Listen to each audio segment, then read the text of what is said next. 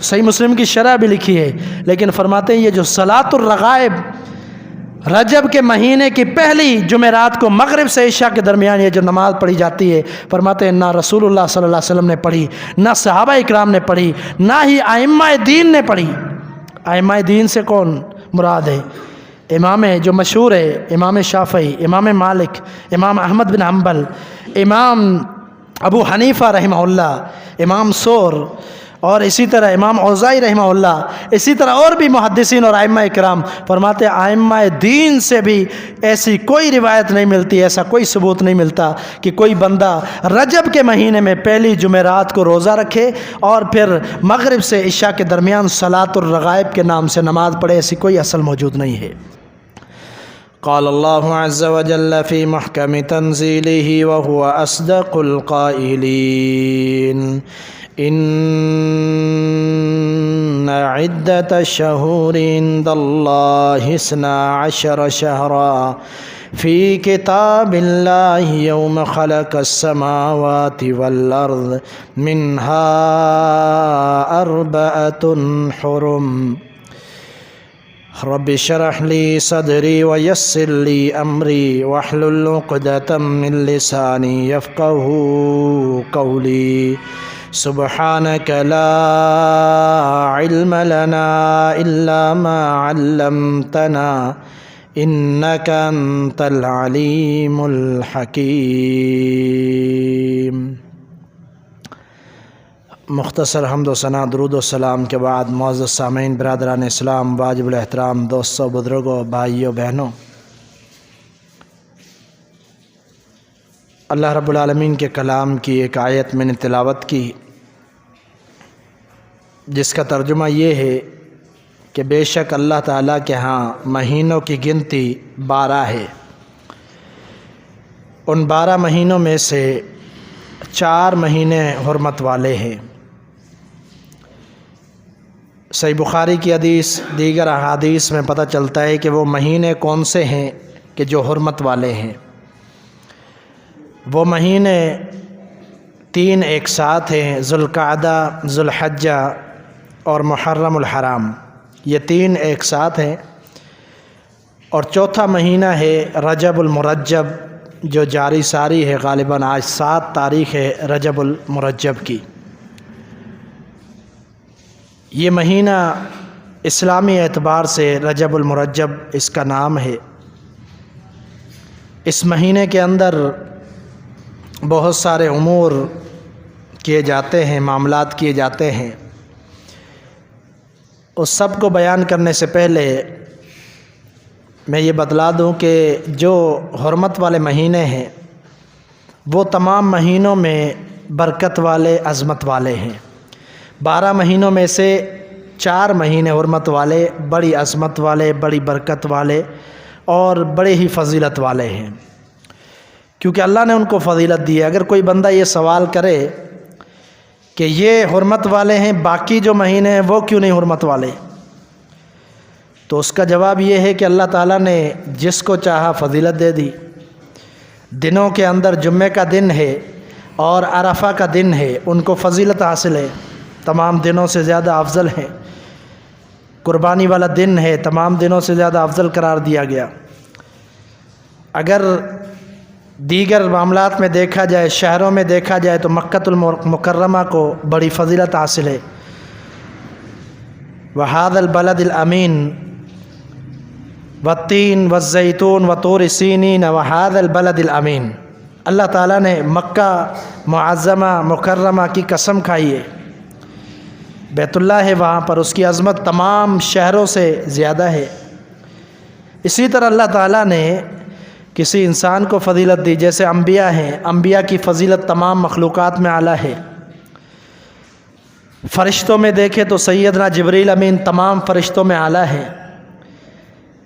تو اسی طرح اللہ تعالیٰ نے مہینوں میں بھی 4 مہینے عظمت والے اور فضیلت والے رکھے ہیں۔ ان کا معنی مطلب کیا ہے؟ حرمت والے ہیں، اس کا کیا معنی ہے؟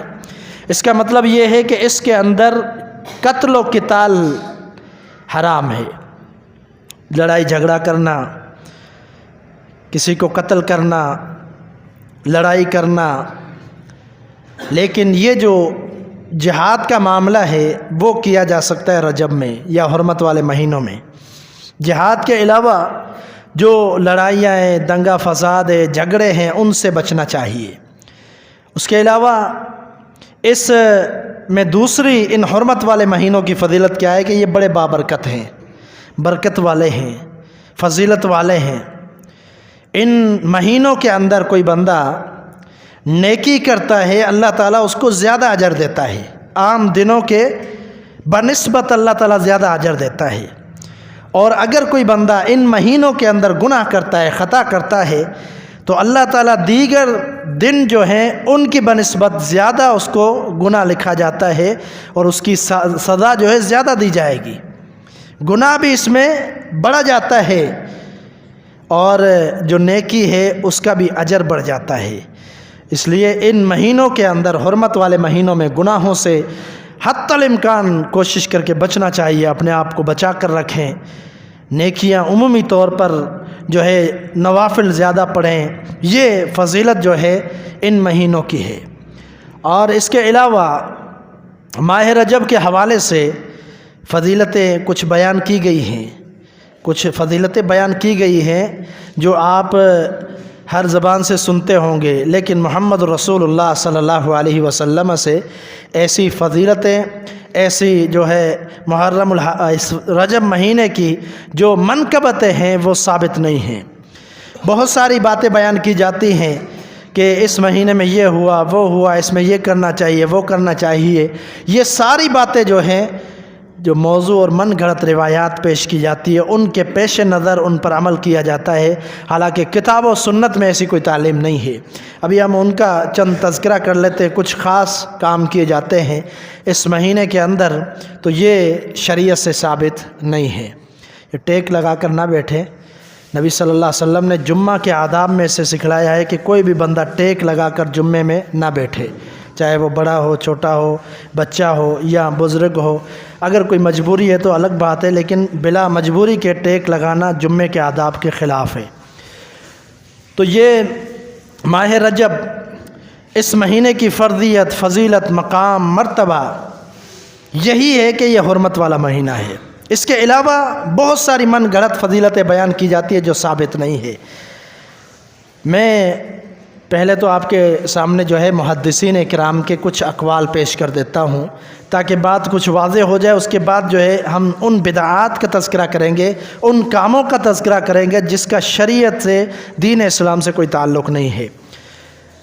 امام شوکانی رحمہ اللہ وقت کے بڑے محدث ہیں، سیل الجرار کتاب کے اندر یہ بات موجود ہے۔ فرماتے ہیں لم یرد فی رجب علی الخصوص سنتا صحیحۃ، نبی علیہ الصلاۃ والسلام کی کوئی بھی صحیح حدیث اس رجب کے خصوصیت کے حوالے سے ثابت نہیں ہے کہ رجب میں بہت سارے اعمال خصوصیت کے ساتھ خاص کر کے کیے جاتے ہیں۔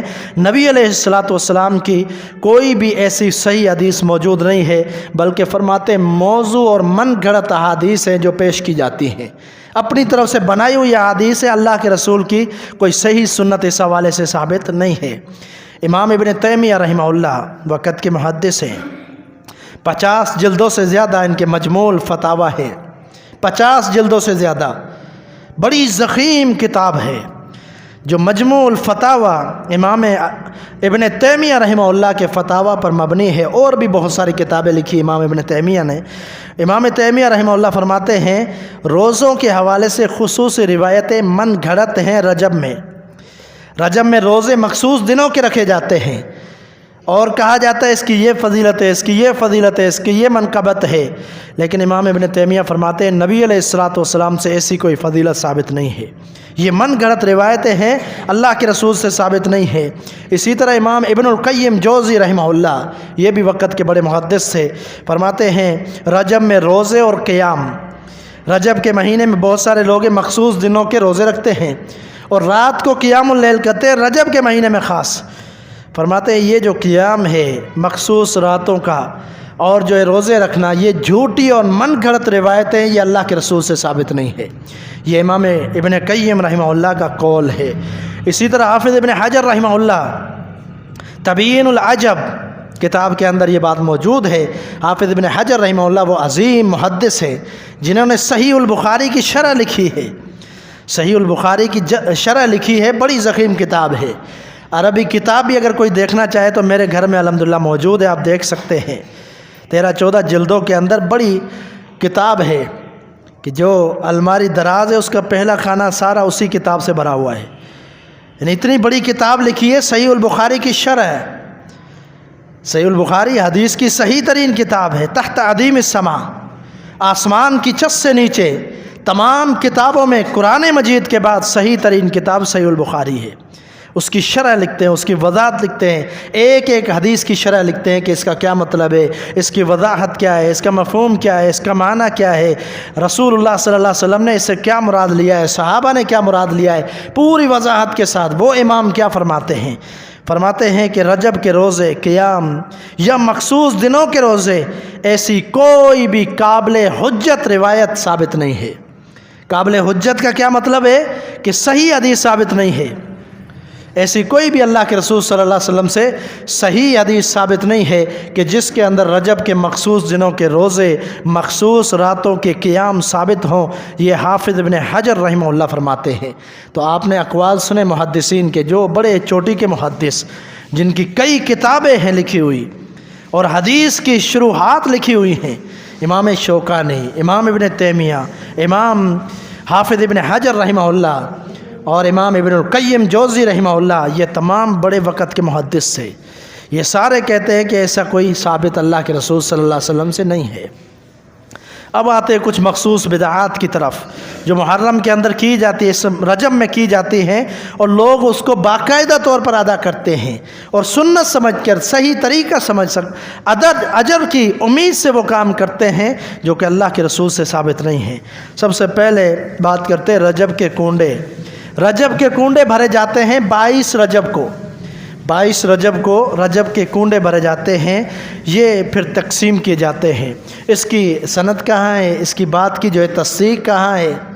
ایک شخص نے کتاب لکھی داستان عجیب، یہ ہندوستان کا ایک مولانا تھا، اس کی کتاب تھی، اس میں یہ بات لکھی ہوئی ہے لیکن کوئی حوالہ اس میں موجود نہیں ہے کہ یہ فلاں حدیث کی کتاب سے حوالہ ہے، یا کسی جو ہے محدث نے یہ فرمایا، یا کسی وقت کے بڑے عظیم محدث کا یہ قول ہے۔ نہیں، ایسی کوئی بات نہیں ہے، بلکہ داستان عجیب کے اندر ایک واقعہ ہے بیان کیا ہوا، اور اس واقعے کا تعلق اس سے امام جعفر صادق رحمہ اللہ سے۔ کیا کہتے ہیں کہ ایک لکڑہارا شخص تھا، لکڑہار شخص، اور جو لکڑیاں کاٹتے ہیں اور لکڑیاں جمع کرتے ہیں، بیچتے ہیں یا گھر لے جاتے ہیں، ان کا معاملہ ہوتا ہے، خرید و فروخت کرتے ہیں، اس کو کہتے ہیں لکڑہارن۔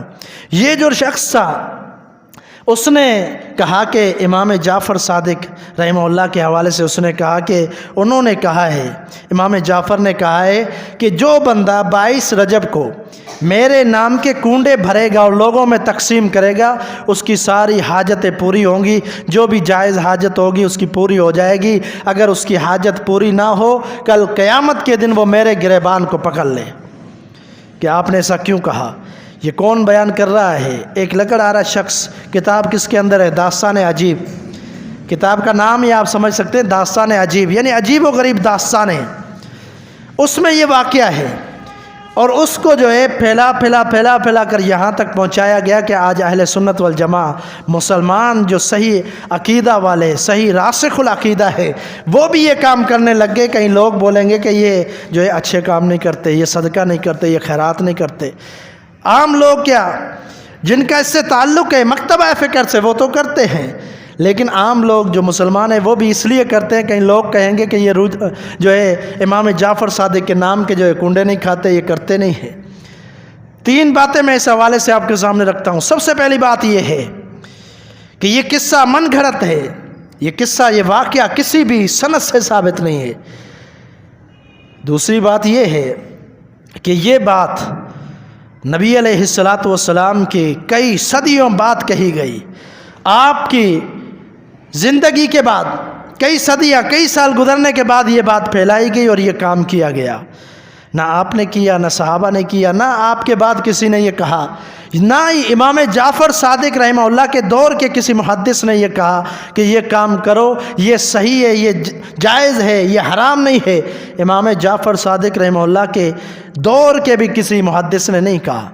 اب بات دوسری یہ ہے کہ رسول اللہ صلی اللہ علیہ وسلم کو کئی سال گزر گئی، آپ دنیا سے رخصت ہو گئے، اللہ کے رسول صلی اللہ علیہ وسلم نے دین مکمل دے دیا، آپ نے دین پہنچا دیا، آپ نے یہ بتلا دیا کہ یہ شریعت ہے، یہ دین ہے، یہ ثواب ہے، یہ نیکی ہے، یہ اجر ہے، یہ اچھا کام ہے، یہ سارے کا سارا کتاب و سنت کے اندر موجود ہے۔ کتاب و سنت کے اندر کہیں بھی ایسا کام نہیں ملتا۔ جب دین مکمل ہو گیا تو پھر کسی کے کہے ہوئے کو دین ماننا جائز نہیں ہے، کسی کے عمل کو دین ماننا جائز نہیں ہے۔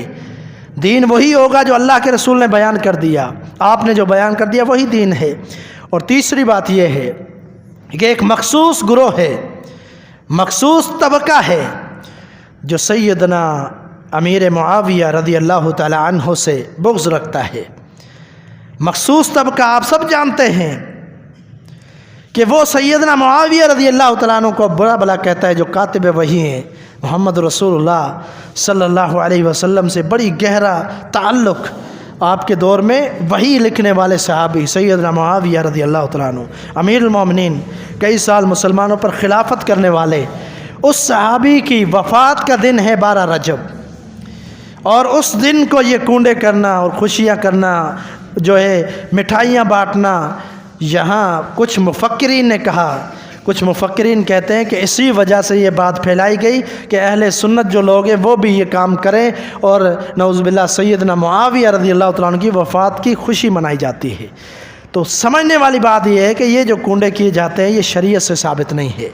نبی علیہ الصلوۃ والسلام کی سنت طریقہ ہمارے لیے اہم ہے۔ اگر ہم اپنے آپ کو مسلمان کہتے ہیں، اگر ہم آپ کے پیغمبر کے مطیع اور فرما بردار ہیں، اطاعت کا دعویٰ کرنے والے ہیں، صحیح معنی میں مسلمان ہیں، تو پھر ہم کسی اور کے واقعے پر، کسی اور کی کہانی پر، کسی اور کے عمل پر نہیں جائیں گے، بلکہ پھر ہمارے اوپر ضروری لازم یہ ہے کہ ہم نے عمل وہی کرنا ہے، ہم نے کام وہی کرنا ہے، ہم نے فعل وہی کرنا ہے جو پہرے اور آپ کے پیر و مرشد محمد الرسول اللہ صلی اللہ علیہ وسلم نے کیا ہو اور آپ نے حکم دیا ہو، وہی کرنا ہے۔ اور رسول اللہ صلی اللہ علیہ وسلم کی حدیث ہے، کل محدثۃ بدعۃ وکل بدعۃ ضلالہ، یہ صحیح جامع صغیر امام البانی رحمہ اللہ کی کتاب ہے، صحیح جامع، اس کی یہ روایت ہے، اور میں جمعے میں بھی بیان کر چکا ہوں، جمعے کے خطبے میں یہ الفاظ ہوتے ہیں کہ ہر بدعت، ہر نیا کام بدعت ہے، ہر نیا کام دین میں جو اس کو دین سمجھ کر کرے یہ بدعت ہے، اور ہر بدعت گمراہی ہے، راہ راست سے دور ہونا ہے، صراط مستقیم سے دور ہونا ہے، اور ہر گمراہی یاد رکھیں یہ شیطان کا راستہ ہے، ہر گمراہی شیطان کا راستہ ہے، گمراہی شیطان کرواتا ہے، صراط مستقیم سے دور کرتا ہے۔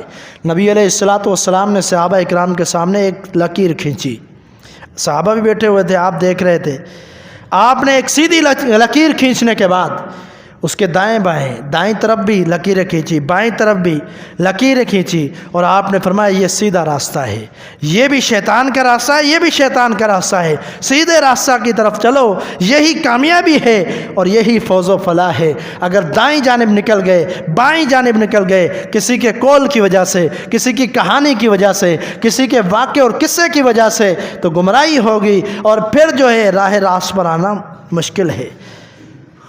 ھذا صراطی مستقیما فاتبعوہ، فرمایا کہ یہ میرا سیدھا راستہ ہے، کتاب و سنت کا راستہ ہے، اسی کی اتباع کرو، اسی کی پیروی کرو، اسی پر چلو، کتاب و سنت کے مطابق چلو، اور کسی اور راستے کی طرف نہ کرو، نہ نکلو۔ فتفرق بکم عن سبیلہ، یہ دوسرے راستے جتنے بھی ہیں تمہیں سیدھے راستے سے ہٹا دیں گے، اور پھر تم گمراہی میں چلے جاؤ گے، پھر سیدھے راستے کی طرف آنا بہت مشکل ہو جائے گا۔ تو یہ سیدھے راستے کو پکڑنا ہے۔ جو بھی ایسا کام کہ آپ کو نظر آتا ہے کہ یہ نیا کام ہے، کتاب و سنت پر رکھیں، چیک کریں کہ یہ کتاب و سنت کے مطابق ہے یا نہیں۔ اس کے بعد 27 رجب کو شب معراج منائی جاتی ہے، 27 رجب کو شب معراج منائی جاتی ہے۔ سب سے پہلے اس حوالے سے میں بات یہ کروں گا کہ شب معراج منانا 27 رجب کو رسول اللہ صلی اللہ علیہ وسلم کا جو معراج ہوا تھا وہ مکہ میں ہوا تھا۔ آپ نے مکے میں معراج کے لیے آپ تشریف لے گئے تھے، سفر معراج کیا تھا، آپ نے آسمانوں کی سیر کی، اللہ تعالیٰ نے یہ معجزہ آپ کو عطا کیا۔ یہ معجزہ کب رونما ہوا؟ تاریخ تو لوگوں نے بنا دی کہ 27 رجب کو، لیکن میں آپ سے سوال کرتا ہوں یہ کب رونما ہوا؟ تاریخ تو دور کی بات ہے، اس واقعے کے مہینے میں بھی اختلاف ہے، اس واقعے کے مہینے میں بھی اختلاف ہے، مورخین نے اختلاف کیا ہے، محدثین نے اختلاف کیا ہے۔ بعض کہتے ہیں کہ یہ واقعہ جو ہے ربیع الاول میں ہوا، بعض کہتے ہیں یہ محرم الحرام میں جو ہے معراج کا واقعہ ہوا، بعض کہتے ہیں کہ یہ رمضان المبارک میں واقعہ ہوا۔ ابن کثیر آپ پڑھ لیں، تاریخ ابن کثیر، اس کے اندر یہ باتیں موجود ہے۔ رحیق المختوم بھی کتاب ہے، اس کو بھی آپ پڑھ لیں، اس میں بھی یہ باتیں موجود ہیں۔ تاریخ کا مطالعہ کریں تو آپ کو پتہ چلے گا کہ جو نبی علیہ الصلوۃ نے معراج کیا، معراج کو سارے مانتے ہیں، اہل سنت والجماعت سارے مانتے ہیں۔ قرآن مجید میں اللہ تعالیٰ نے فرمایا ہے سبحان الذی اسریٰ بعبدہ لیلا من المسجد الحرام الی المسجد الاقصی الذی بارکنا حولہ لنریہ من آیاتنا۔ اللہ نے اس کو معجزہ قرار دیا۔ معراج کا تذکرہ قرآن میں کیا، اسراء کا تذکرہ قرآن میں کیا، یہ سب مانتے ہیں، لیکن کس تاریخ کو ہوا، کس مہینے میں ہوا، اس میں بڑا اختلاف پایا جاتا ہے۔ تو پتہ چلا کہ جب 27 رجب کا ثابت ہی نہیں ہے تو پھر یہ جو من گھڑت جو کام کیے جاتے ہیں، روزے رکھے جاتے ہیں، یہ رات کو قیام اللیل کی جاتی ہے، یہ جو تہجد پڑھے جاتے ہیں، من گھڑت، یہ کیسے ثابت ہوں گے؟ جب معراج کا ہی پتہ نہیں کہ اس رات کو ہوا یا نہیں تو پھر یہ کیسے ثابت ہوں گے؟ دوسری بات کہ اگر آپ کی بات مان لی جائے کہ 27 رجب کو معراج ہوا ہے، اگر آپ کی بات مان بھی لیں تو محمد رسول اللہ صلی اللہ علیہ وسلم معراج کے بعد 13 سال تک آپ علیہ السلام زندہ رہے، آپ کی حیاتی تھی، آپ کی زندگی تھی۔ 13 سال تک تبلیغ کا کام، دعوت دین پہنچاتے رہے، کتاب و سنت کی دعوت آپ پھیلاتے رہے، اللہ کا پیغام وہی صحابہ کو سناتے رہے۔ ان 13 سال کے اندر کب آپ نے فرمایا ہے کہ 27 رجب کو میرا جو ہے معراج ہوا تھا، یہ رات بڑی عظمت والی ہے، یہ رات جو ہے بڑی فضیلت والی ہے، اس لیے اس رات کو جو ہے قیام اللیل کرو اور اگلے دن روزہ رکھو؟ کوئی ایک روایت ہی دکھا دیں، کوئی ایک ہی روایت۔ 13 سال آپ صلی اللہ علیہ وسلم کی زندگی، آپ نے کبھی بھی 27 رجب کی رات کوئی ایسی باتیں نہیں کی خاص طور پر۔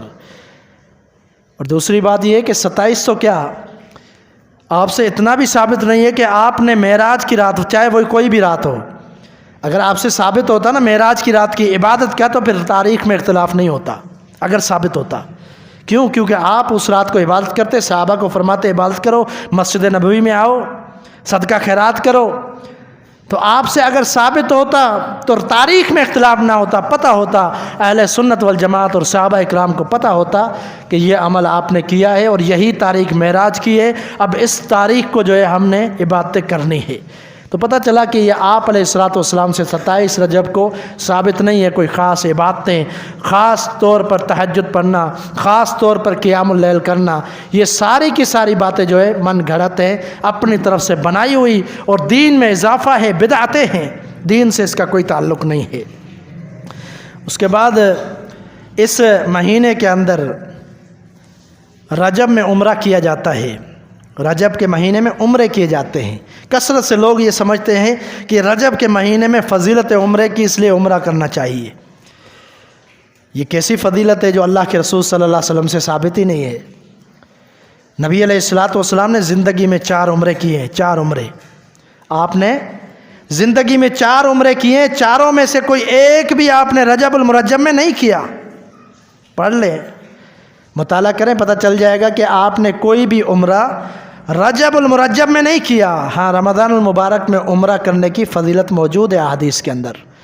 رمضان المبارک میں اگر کوئی عمرہ کرتا ہے، رسول اللہ صلی اللہ علیہ وسلم نے فرمایا گویا کہ اس نے میرے ساتھ عمرہ کیا۔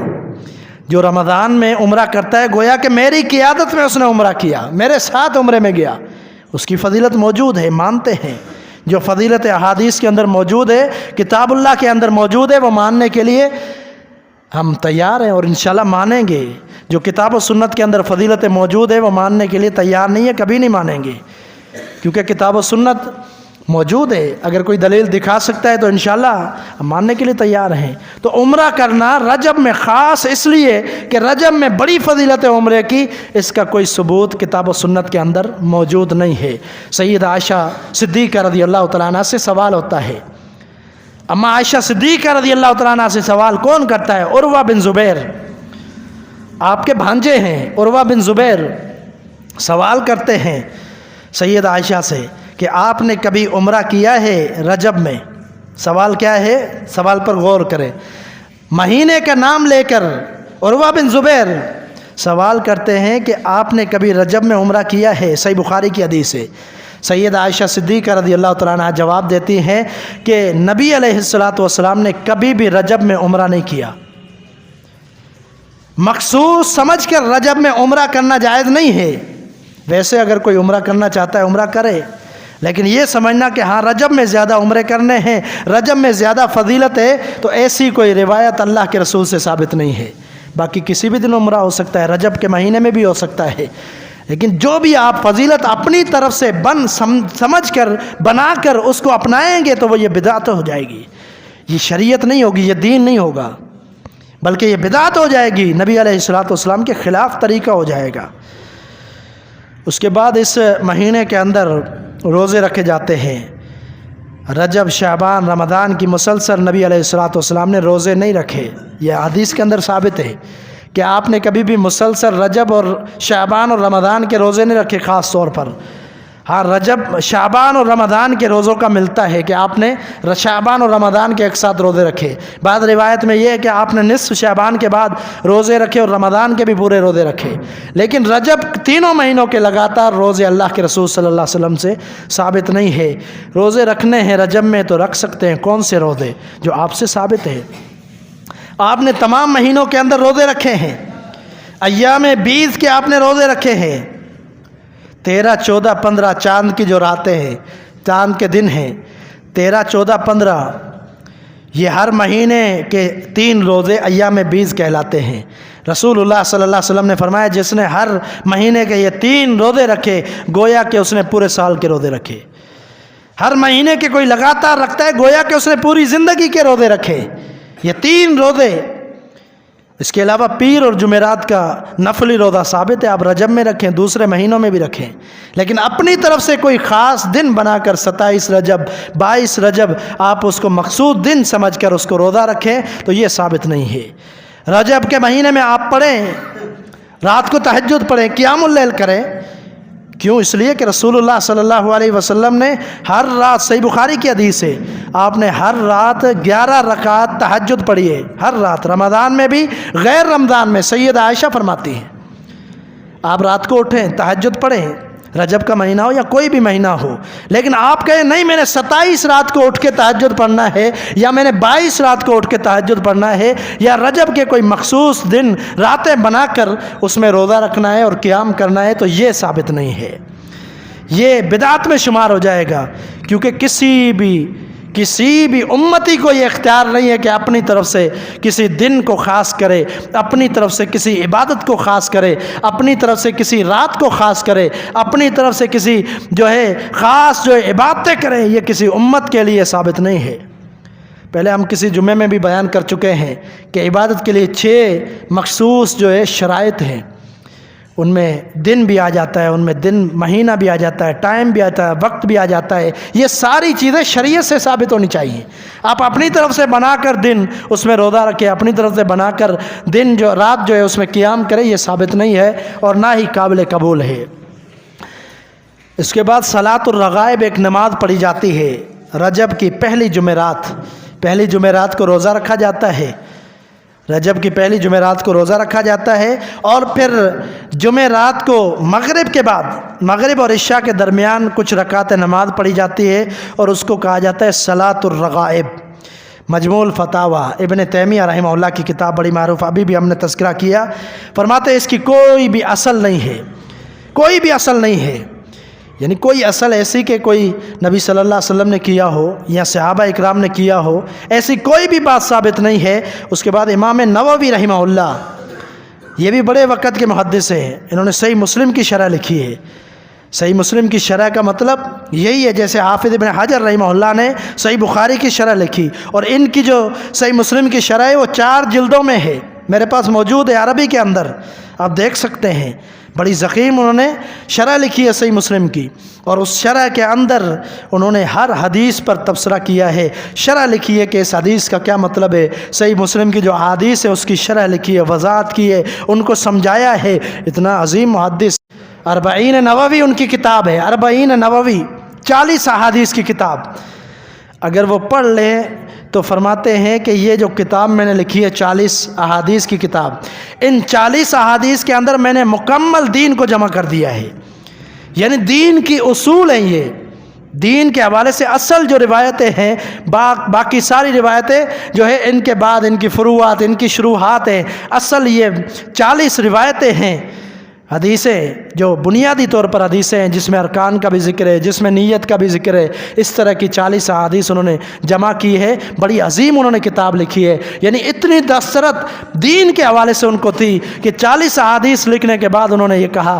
کہ یہ بنیادی طور پر دین کی احادیث ہے، اہم ترین احادیث ہے۔ صحیح مسلم کی شرح بھی لکھی ہے، لیکن فرماتے ہیں یہ جو صلاۃ الرغائب، رجب کے مہینے کی پہلی جمعرات کو مغرب سے عشاء کے درمیان یہ جو نماز پڑھی جاتی ہے، فرماتے ہیں نہ رسول اللہ صلی اللہ علیہ وسلم نے پڑھی، نہ صحابہ اکرام نے پڑھی، نہ ہی ائمہ دین نے پڑھی۔ ائمہ دین سے کون مراد ہے؟ امام جو مشہور ہے، امام شافعی، امام مالک، امام احمد بن حنبل، امام ابو حنیفہ رحمہ اللہ، امام ثور، اور اسی طرح امام اوزاعی رحمہ اللہ، اسی طرح اور بھی محدثین اور ائمہ اکرام، فرماتے ہیں ائمہ دین سے بھی ایسی کوئی روایت نہیں ملتی، ایسا کوئی ثبوت نہیں ملتا کہ کوئی بندہ رجب کے مہینے میں پہلی جمعرات کو روزہ رکھے اور پھر مغرب سے عشاء کے درمیان صلاۃ الرغائب کے نام سے نماز پڑھے، ایسی کوئی اصل موجود نہیں ہے۔ اور پھر اس مہینے کے اندر مردوں کی روحوں کو صدقہ پیش کیا جاتا ہے، مردوں کی روحوں کو صدقہ پیش کیا جاتا ہے، اس کی بھی کوئی اصل نہیں ہے، یہ موضوع اور من گھڑت روایتیں ہیں، اپنی طرف سے بنائی گئی، کسی نے بنا دی اور وہ پھیل گئی۔ اسی طرح جو ہے اس مہینے کے اندر قبروں کی زیارت کی جاتی ہے۔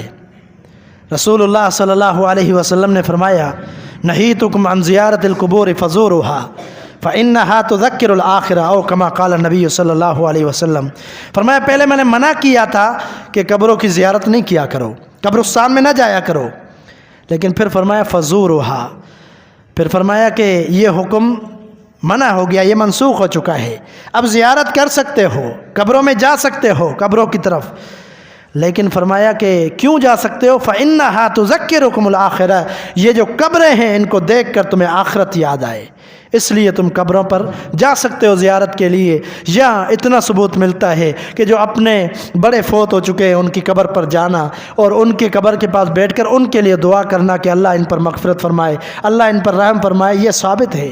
لیکن خاص رجب کے مہینے کے اندر کوئی بندہ نکلے قبرستان کی زیارت کے لیے، گروپ کی شکل میں، گروہوں کی شکل میں، عورتوں کو بھی ساتھ لے جائیں، مرد بھی ساتھ جائیں، خاص رجب کے مہینے میں یا کسی خاص رجب کی تاریخ میں، یہ اللہ کے رسول صلی اللہ علیہ وسلم سے ثابت نہیں ہے۔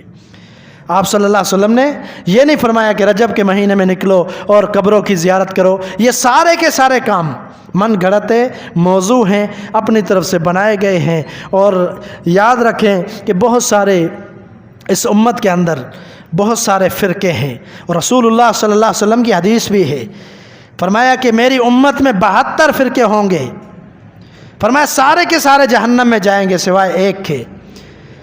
اور صحابہ نے پوچھا اللہ کے رسول وہ کون ہے ایک فرقہ؟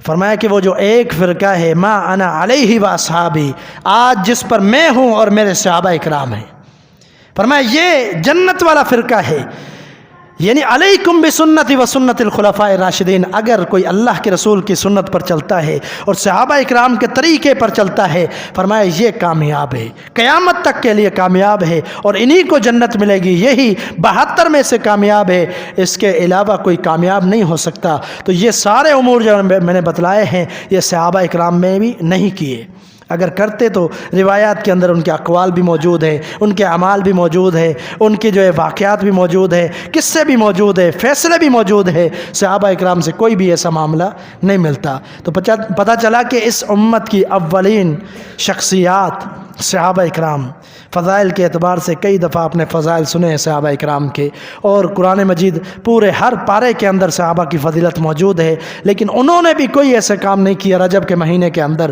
تو اگر ہم اپنے آپ کو مسلمان سمجھتے ہیں تو ان بدعات سے دور رہیں، ان خرافات سے دور رہیں، ان گمراہیوں سے دور رہیں۔ اگر ہم صحیح مان کر بھی کرتے ہیں پھر بھی یہ ہمارے لیے ہلاکت بنتی ہے، کیونکہ اللہ کے رسول صلی اللہ علیہ وسلم نے انہی کو کامیاب کہا ہے، انہی کے اعمال کو قابل قبول کہا ہے کہ جو اعمال آپ کے طریقے کے مطابق ہوں۔ اگر طریقے کے مطابق نہیں ہے تو وہ قابل قبول کبھی نہیں ہو سکتے۔